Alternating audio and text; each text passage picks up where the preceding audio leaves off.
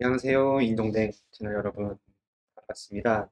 저는 개발자 김재민입니다. 개발에 입문한 지는 4년 정도 되었고요. 어떤 주제로 여러분들과 같이 시간을 공유해 볼까 생각을 하다가 이미지 프로세싱을 바닐라 자바스크립트로 해보면서 여기 안에 어떤 이미지 관련된 기술적인 내용들이 담겨 있는지 즐거움을 같이 공유해 보면 좋지 않을까라는 생각으로 주제를 한번 가져와 보았습니다. 일단 이미지 프로세싱이 무엇인지 한마디로 큰 그림을 한번 그려보고 싶고요. 그 다음에 어디 분야의 이미지 프로세싱이 많이 사용되는지 한번 얘기해 보려고 합니다. 이미지 프로세싱이 한마디로 무엇이냐라고 누군가 묻는다면 디지털 이미지 데이터를 인풋으로 받아서 어떤 원하는 목적에 맞는 아웃풋을 처리를 하는 그 과정에 있는 어떤 처리 함수다. 그 함수를 개발을 하는 거고 그 함수를 적용을 하는 거다. 이런 것들이 이제 이미지 프로세싱이라고 저는 한마디로 정의할 수 있을 것 같아요. 즉 어떤 뭐 알고리즘이라고 불러도 되고 어떤 뭐 처리하는 로직이나 함수다라고 생각을 하셔도 될 것 같아요. 그리고 이게 이미지 프로세싱이다 보니까 이미지 즉 시각적인 데이터를 받아서 시각적인 목적에 맞는 무언가 결과물을 도출하려고 하는 게 강하죠. 예를 들면 이미지를 받아서 좀 더 효과가 가미되어 있는 이미지를 아웃풋으로 내린다거나 혹은 이미지 속에 들어있는 어떤 패턴이나 피처 같은 것들을 검출해내고 그래서 이게 뭐 고양이다, 개 사진이다 라는 것들을 감지를 한다거나 뭐 이게 자동차다 이런 것도 감지할 수 있겠죠. 그리고 그냥 사물을 디텍션 하는 거에서 더 나아가지고 이 사물이 어떤 형체를 가지고 있는 거냐. 즉, 어떤 이제 우리가 맨날 사용하는 그 얼굴 인식으로 그 잠금 해제하는 그런 페이스 레코그니션, 얼굴 인식 기능 이제 기술까지도 이미지 프로세싱의 한 분야라고 생각을 하실 수 있을 것 같아요. 그래서 이거 말고도 뭐 사용될 수 있는 분야들은 이미 적용되고 있는 분야, 너무 많은 분야들이 있는데 그 중에서 뭐 대표적인 것만 설명을 드려볼게요. 일단은 이게 시각적인 우리 눈을 대체를 하면 효율이 증가하는 어떤 컴퓨터 분야이거나 혹은 사람의 눈을 즐겁게 만드는 분야들까지도 이미지 프로세싱이 적용되고 있겠죠. 그래서 영상의학 분야에서는 엑스레이 사진이나 CT, MRI 같은 사진을 이제 판독을 해가지고 의사들보다 훨씬 더 정확도 높게 질병 같은 것들을 검출해내는 기술이 이미 사용되고 있고 스타트업도 활발하게 기업이 있다고 들었고요. 그다음에 우리 이미 일상생활 속에 들어와 있는 자율주행 자동차도 컴퓨터 비전을 이미지 프로세싱, 영상 이미지 분석을 이용해가지고 자율주행을 이루어내고 있죠. 특히 테슬라 같은 경우에는 이 거리를 인식하는 라이더라는 센서 없이도 오로지 사람이 보는 것과 같은 카메라의 영상 이미지만을 기반으로 해가지고 사물을 디텍션하고 자율주행을 이루는 기술을 탑재를 하고 있는 거죠. 굉장히 놀라운 것 같아요. 그리고 뭐 아까 얘기 드렸던 이제 얼굴 인식도 시큐리티 분야에서 이미지 프로세싱의 한 좋은 응용 예라고 볼 수 있을 것 같고요. 그다음에 이제 산업에서 이 결함을 디텍션하는 기술도 뭐 반도체 같은 경우에는 반도체에 먼지 하나라도 붙으면 이게 결함이 되고 그다음에 지금 보고 있는 이 디스플레이들도 그 불량 화서 같은 것들이 있으면 뭐 가격을 못 받거나 디스플레이를 만들었는데 그게 사람이 일일이 눈으로 다 확인을 해가지고 불량 화소를 찾는 거는 엄청 비효율적인 일이기 때문에 이거를 이제 이미지 분석을 통해 가지고 결함을 자동으로 찾아내고 불량을 제외하는 이런 기술들이 디스플레이나 어쨌든 인더스트리얼 분야에서 굉장히 많이 사용하고 있다고 들었어요. 그 다음에 이제 당연히 우리 눈을 즐겁게 하는 엔터테인먼트 분야에서 이제 굉장히 많은 뭐 3D 이펙트라던가 효과들, 되게 현란한 이미지 처리들 이런 것들이 게임에 많이 필요하겠죠. 그리고 SNS에서도 뭐 지금 여기서 보시다시피 이런 것들이 이제 SNS를 사용하는 많은 유저들이 매일 핸드폰으로 보고 있는 이 것들이 이루어지는 기술이 다 이미지 프로세싱이라고 볼 수 있을 것 같아요. 뿐만 아니고 지금 제가 몸담고 있는 마플이라는 회사에서도 매일 수천 건의 고객 주문 제작건들이 들어오고 있어요. 그리고 이 주문을 받기 위해서 사용자가 웹상에서 직접 디자인한 이미지를 편집할 수 있는 에디터를 제공을 하고 있고요. 그 다음에 이렇게 편집된 이미지를 실제로 굿즈나 지금 화면에서 보이는 것처럼 티셔츠에 프린팅을 하기 위해서는 또 그 퀄리티를 높이기 위한 별도의 이미지 처리가 또 필요한데 거기에는 오늘 제가 소개해 드리려고 하는 이미지 처리 기술들이 접목된 부분들도 있기 때문에 만약 여러분들이 이미지를 좀 더 깊이 이해하고 싶다라는 약간의 관심이 있으시다면 오늘 제가 공유해 드리려고 하는 주제가 좋은 출발점이 될 수도 있을 거라고 믿습니다. 그래서 이제 본격적으로 이제 픽셀이 무엇이고 그 픽셀이라는 어떤 데이터를 자바스크립트에서 어떻게 다루는지에 대해 가지고 같이 한번 얘기를 나눠볼까 합니다. 모니터에서 어떻게 이 픽셀들이 우리 눈에 보이는 똑같은 자연의 사물들을 표현해내는가 하는 거에 대해서 알아보면 좋을 것 같아요.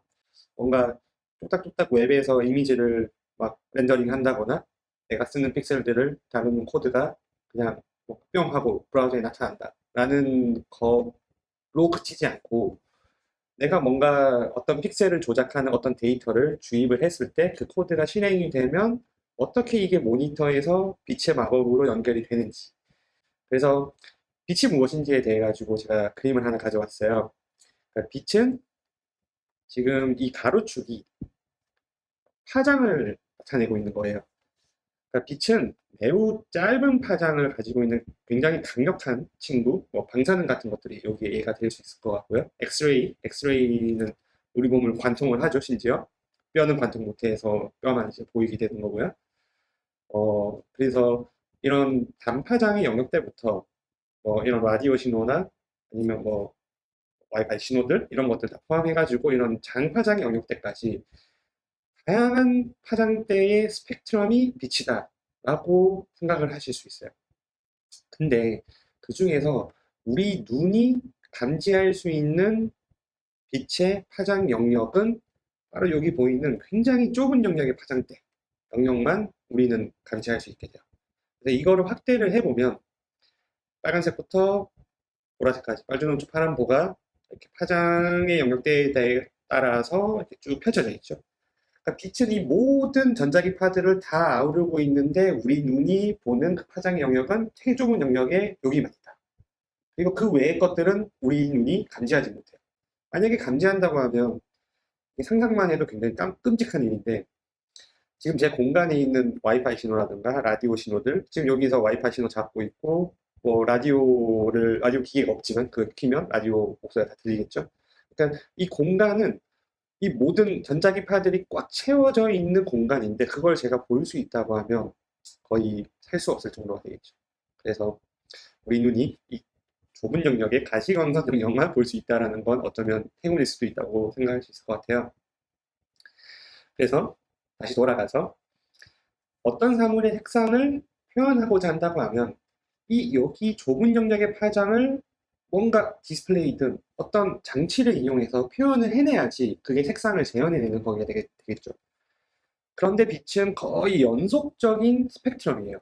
그러니까 여기서부터 여기까지 뭔가 이렇게 끊어져 있는 게 아니고 거의 파장들이 연속적으로 쭉 이루어져 있는 그것들이 하나로 이렇게 다 뭉쳐져 있는 빛인데 이것들을 다 합치면 이제 빛이고 하얀색 빛이죠. 우리가 뭐 바깥에 나가면 빛의 색상을 보고 빨간색이다, 초록색이다 이렇게 보이진 않죠. 그러니까 그냥 내리쬐는 햇빛의 색깔은 그냥 백색광인 거죠. 그 백색광 안에 이 모든 색상들이 다 포함이 되어 있는 거예요. 그래서 이렇게 풍부한 자연의 연속적인 파장을 아날로그 색상을 다 표현한다는 것은 일단은 매우 어려운 기술일 것 같아요. 그래서 과학자들은 선택을 해요. 레드 쪽, 그린 쪽, 블루 쪽. 이 세 가지 색상의 파장을 잘 섞어서 이 연속적인 스펙트럼을 표현한다는 것은 뭔가 좀 합리적인 것 같고 굉장히 효율적인 것 같죠. 그리고 사실 우리 눈도 이 스펙트럼을 전부 다 센싱해가지고 받아들여가지고 내 쪽으로 신호를 보내는 게 아니고 눈이 감지하는 이 원추세포라는 게 레드 영역, 그린 영역, 그다음에 블루 영역에 어느 정도 이렇게 집중이 되어 있어요. 그러니까 우리 눈이 결국에는 자연을 보는 그 색상을 디스플레이 장치를 이용해서 똑같이 뭔가 모방하려고 하는 거라는 관점에서 본다고 하면 모니터를 RGB의 세 가지 컬러들의 조합을 잘 버무려 가지고 최대한 비슷하게 표현하겠다라는 생각이 사실상 굉장히 자연스러운 선택이라고 볼 수 있을 것 같아요. 그래서 실제로 모니터를 확대를 해보면 이런 식으로 RGB 색상의 소자들이 촘촘하게 박혀 있는 걸 확인할 수 있어요. 모니터에 이렇게 물방울 하나 떨어뜨려가지고 그 물방울을 딱 보면 한 요 정도의 확대된 모습들은 이제 볼 수 있어요. 물론 이 픽셀들이 점점 작아지고 있는 추세이긴 한데, 뭐 마이크로 LED라던가 아니면 VR 같은 경우에는 굉장히 디스플레이와 눈의 거리가 가깝기 때문에, 그렇다는 얘기는 저 픽셀의 RGB 네모 하나의 박스들이 작지 않으면 우리 눈에 굉장히 거슬리는 형태로 보이겠죠. 그래서 이제 저것들을 어떻게 하면 작게 만들어가지고 해상도를 높일까라는 거가 이제 기술의 뭔가 발전 방향이기도 한데요. 어쨌든 대동소이하게 RGB 컬러 칩으로 색상들을 표현을 하는 거는 이제 매한가지라고 볼 수 있을 것 같아요. 그러면 이것들을 이렇게 켜진 부분도 있고 지금 보면 이렇게 꺼진 부분도 있는 거죠. 그래서 이 픽셀들이 매우 작기 때문에 끄고 키고 혹은 어떤 부분들은 적당히 키는 거를 잘 제어를 하면 우리가 빨주노초 파란보이 스펙트럼을 이렇게 표현할 수 있는 형태가 되겠죠. 그래서 지금 오른쪽 그림 보면 이게 이제 디스플레이를 이제 절단을 해놓은 뭔가 사진이라고 생각을 하시면 되고, 디스플레이의 뒷면이 이제 오른쪽이고 이 앞면이 지금 왼쪽 사진처럼 우리가 보는 이제 눈과 접해 있는 화면이라고 생각을 하시면 되는데, 이 뒤에서는 그냥 프레시처럼 그냥 백색광을 내는 LED 소자가 있어요. 그래서 걔는 그냥 이제 빛을 모니터 앞으로 그냥 쏘고 있는 거죠. 근데 그렇게 되면 그냥 프레시죠? 그냥 흰색빛만 나오는 거죠. 이거를 이제 RGB, 마치 우리가 셀로판지로 앞에 놔두면 이제 빨간색 셀로판지는 빨간색 빛만 이제 투과되는, 이제 보이는 것처럼 그런 원리를 이용하는 건데, 근데 어떻게 빨간색과 초록색과 파란색을 선택적으로 켜고 끄고 중간만 켜고 할 수 있는 걸 제어를 할 수 있을까요? 이제 그거를 살짝 소개를 드리면, 이제 여기는 평광판이라는 게 존재를 해요.